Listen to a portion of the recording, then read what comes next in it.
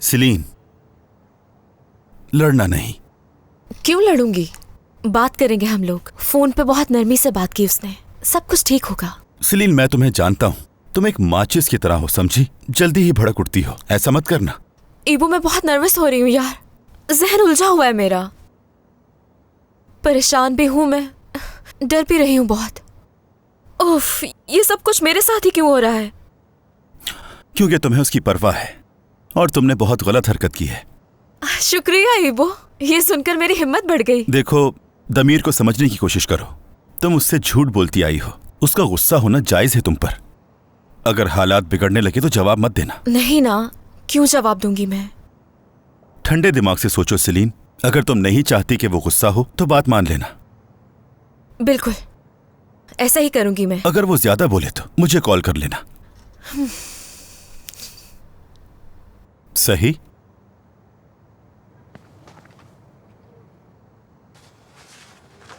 इबो, शुक्रिया।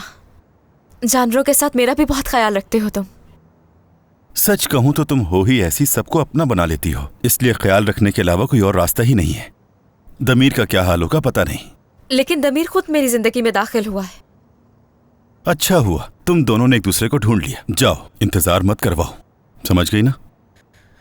समझ गई।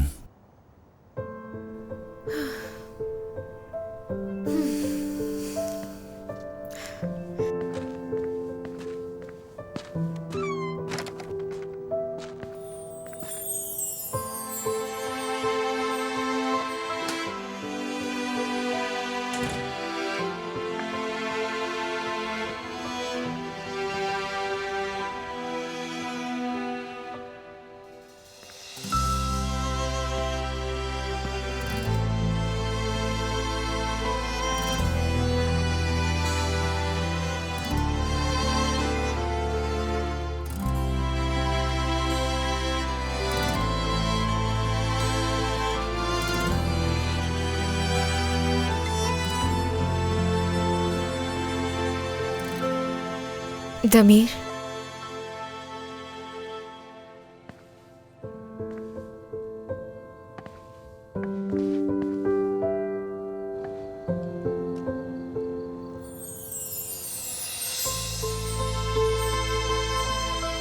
दिन कैसा गुजरा?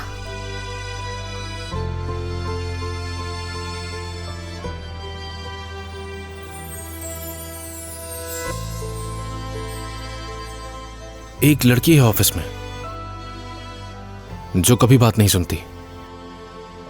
वाकई में? कभी नहीं सुनती। झूठ बोलती है हर बार। वो बातें छुपाती है, बल्कि अब तो दूसरों के झूठ भी छुपाती है। पता है ये सब बहुत मुश्किल हो जाता है। अक्लमंद है, समझदार लड़की है, बहुत खूबसूरत भी। हर तरह से हैरान कर देती है वो। लेकिन सच ये है कि वो एक झूठी है। कभी पूछा उससे कि वो झूठ क्यों बोलती है, क्यों बातें छुपाती है?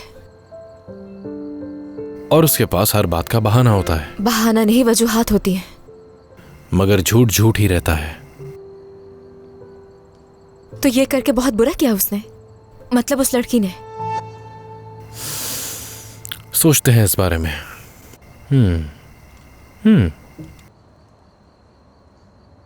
सबसे पहले कंपनी के मसलों में उसने अपनी टांग अड़ाई, जबकि मैंने उसे मना किया था कि इस सबसे दूर रहे। मैंने उससे कहा मैं संभाल लूंगा क्योंकि मैं बॉस हूं। उसने कहा ठीक है ऐसा कर ले, और मुझे लगा कि मैंने सब कुछ संभाल लिया है। और जब मैं क्लाइंट के ऑफिस गया तो वो मुझे वहां जमीन पर मिली।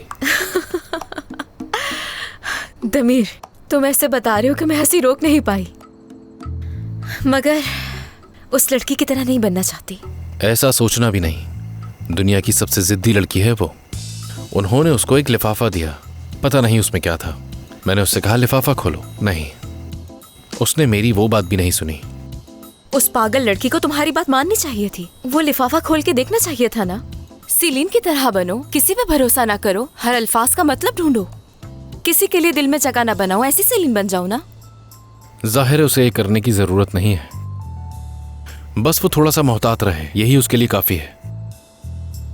यानी वो लड़की इतनी भी बुरी नहीं है ना? लेकिन वो ऐसी ही है ना?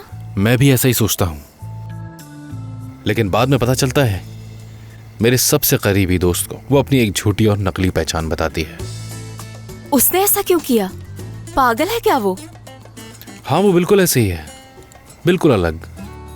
अंदाजा नहीं लगा सकता कि वो कब क्या करेगी। भरोसा करना चाहता हूं, लेकिन जब भी कोशिश करता हूं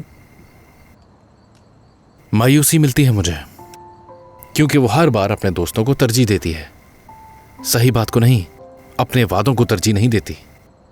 और ना ही मुझे। इस तरह चीजों का मुआसना करना बुरा लग रहा है। उसके दोस्तों ने कंपनी का सबसे अहम रूल तोड़ दिया और यही बात अपने बॉस से भी छुपाई। और वो लड़की अपने दोस्तों को ये नहीं समझाती कि ये बात अपने बॉस को बता देनी चाहिए, बल्कि वो छुपाती है। तो क्या तुम ऐसी इंसान पर भरोसा करोगी? अगर जानती तो जरूर करती। मगर मैं तुम्हारी तरह भरोसा नहीं कर सकता।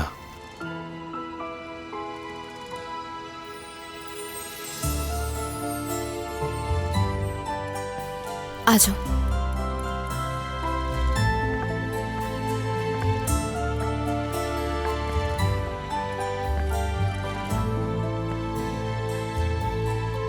लेट जाओ यहाँ। सेलिन, मुझे लगता है कि ये सही वक्त नहीं है। दमीर जो कह रही हूँ प्लीज वो करो। ठीक है।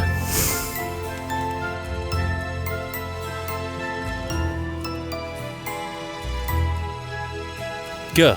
इस तरह पाँव में दर्द हो जाएगा तुम्हें। पाँव उठाओ।